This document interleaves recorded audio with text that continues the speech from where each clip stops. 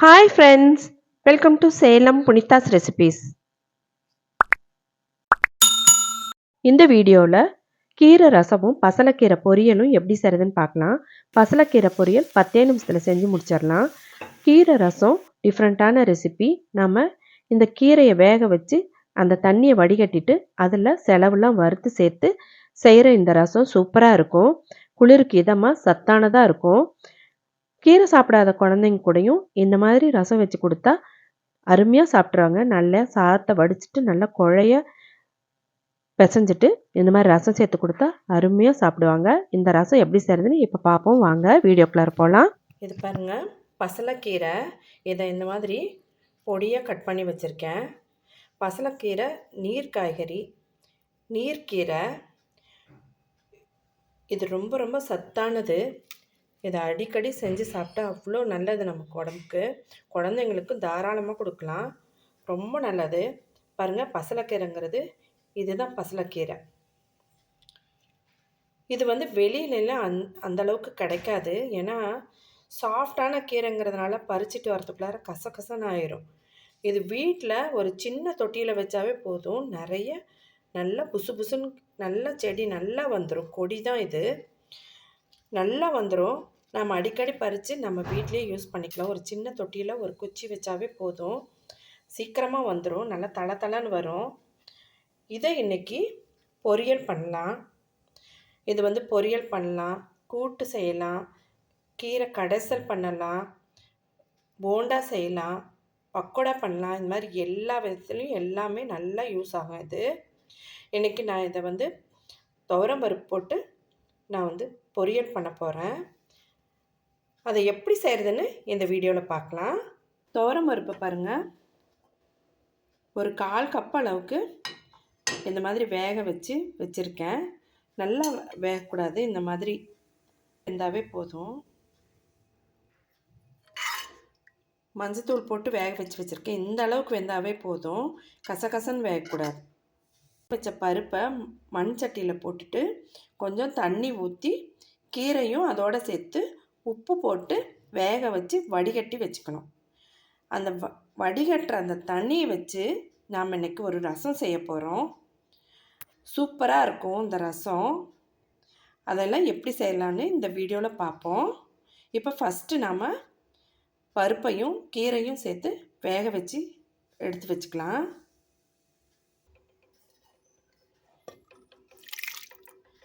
பருப்பை இதோட சேர்த்தியாச்சு.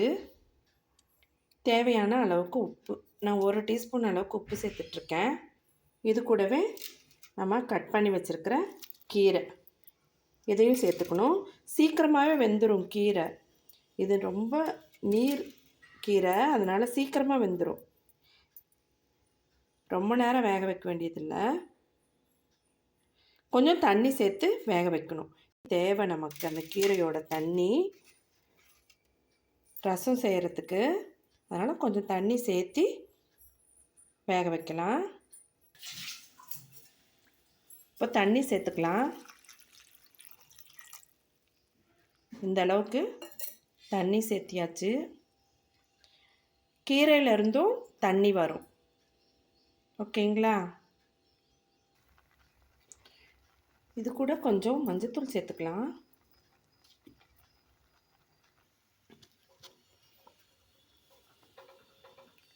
பாருங்கள், நல்லா வேகுது, நல்லா க்ரீனிஷாக இருக்குது பாருங்கள். இது ரொம்ப நல்லா சத்து வாய்ந்ததுங்க. இது ரொம்ப சத்து இருக்குது இதில். நமக்கு எப்படி பாலாக்கீரையில் என்னென்ன சத்து இருக்கோ அது எல்லாமே இதில் இருக்குது.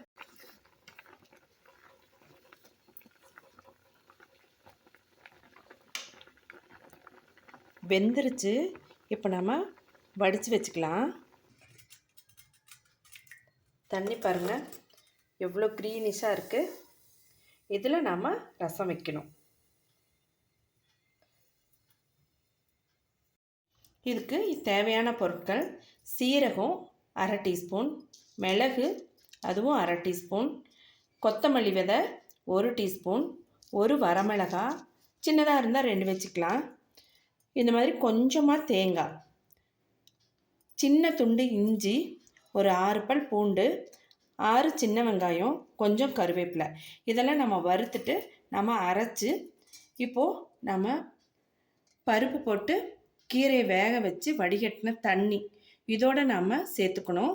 இது கூட நம்ம கொஞ்சம் புளி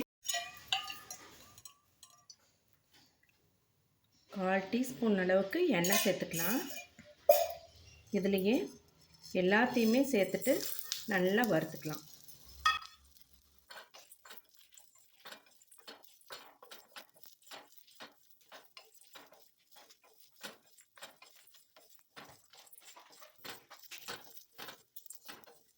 பெருங்காயத்தூளும் 1/4 டீஸ்பூன் அளவுக்கு இதோட சேர்த்துக்கணும். கொஞ்சம் தண்ணி சேர்த்துட்டு நைஸாக அரைச்சிக்கலாம்.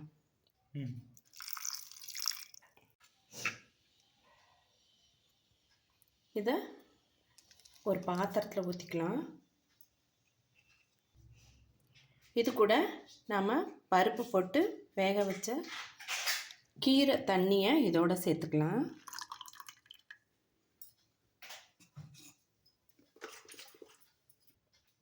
மிக்ஸி ஜாரையும் வாஷ் பண்ணி அந்த தண்ணியும் இதோட சேர்த்துக்கலாம்.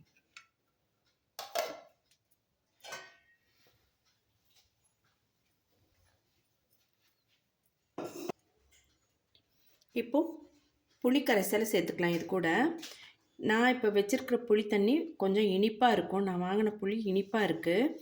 அதனால் நான் இந்த அளவுக்கு சேர்த்துக்கிறேன். கொஞ்சம் கெட்டியாகவே இருக்குது. இந்த அளவுக்கு நான் புளி சேர்த்துக்கிறேன். நீங்கள் புளிப்பாக இருந்ததுன்னா கொஞ்சம் கம்மியாக சேர்த்துக்கோங்க.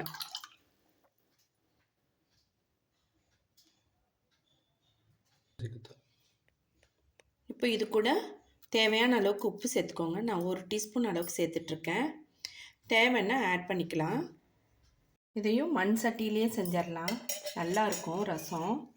1 டீஸ்பூன் அளவுக்கு எண்ணெய் சேர்த்துட்ருக்கேன். இது கூட இப்போ ஒரு 1/4 டீஸ்பூன் கடுகு உளுத்தம் பருப்பு,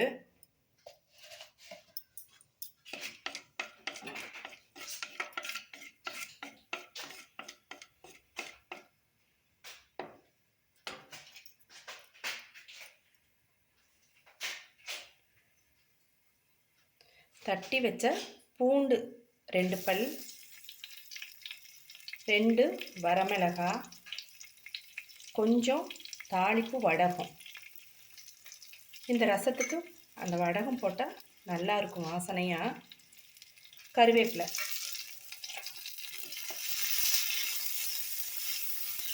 நம்ம ரெடி பண்ணி வச்சுருக்கிற இப்போ ரசத்தை இதோடு சேர்த்தணும்.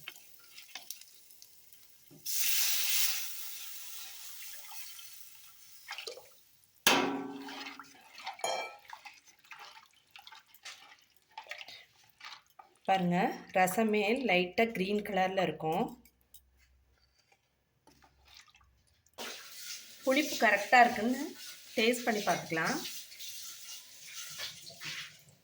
கரெக்டாக இருக்குங்க. இந்த அளவுக்கு இருந்தால் சாதத்தோட பிசைஞ்சு சாப்பிட சூப்பராக இருக்கும். இது கூடவே கொஞ்சமாக கொத்தமல்லி தழை சேர்த்துக்கலாம். கொதித்து வர்றப்ப அதோட மிக்ஸ் ஆகிக்கிட்டோம். பாருங்கள், ரசம் ரெடி ஆயிடுச்சு. சூப்பராக கீரை ரசம் ரெடி ஆயிடுச்சு.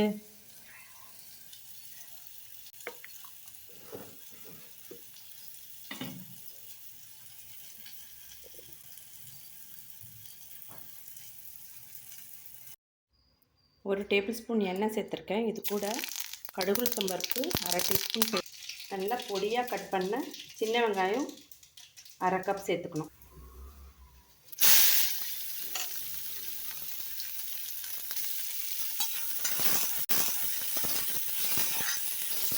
சேர்த்துட்டு நல்லா வதக்கிட்டு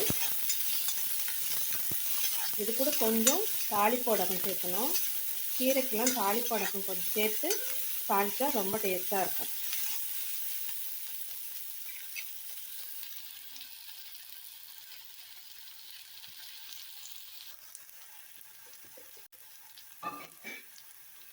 இது கூட ஒரு 1/4 டீஸ்பூன் அளவுக்கு உப்பு, 1/2 டீஸ்பூன் அளவுக்கு மிளகாத்தூள், நான் மிளகாத்தூள் தான் சேர்த்துவேன். மிளகாய் சேர்க்கணும்னு நினச்சா மிளகாய் 2 கிள்ளி போட்டுக்கலாம். வெங்காயம் நல்லா வதங்கிருச்சு. இப்போ கீரை சேர்த்துக்கலாம். உப்பு காரம் ரெண்டுமே பத்தலை, அதனால் ஆட் பண்ணியிருக்கேன் 1/4 டீஸ்பூன்.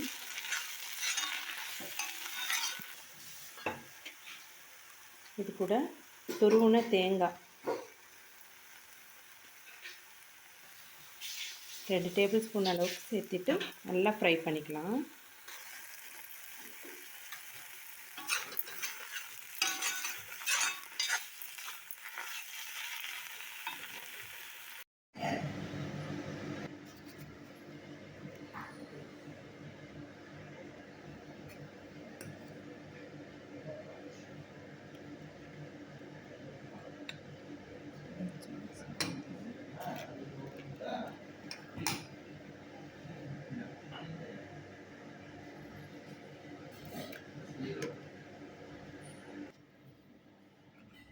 அப்பளம், கீரை பொரியல், சுட சுட சாதம். சாதத்தை நல்லா பிசைஞ்சிட்டு ரசம் ஊற்றி குழைய சாப்பிட்டா எப்பயுமே ரசம் சாதம் சூப்பராக இருக்கும்.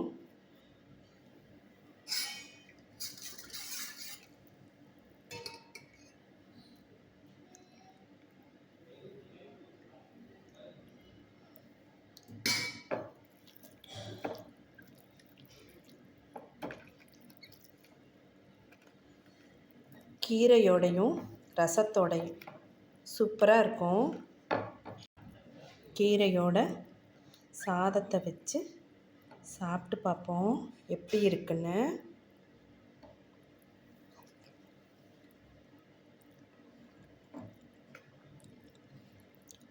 சூப்பராக டிஃப்ரெண்ட் டேஸ்ட்டில் ரொம்ப ரொம்ப நல்லா இருக்குங்க.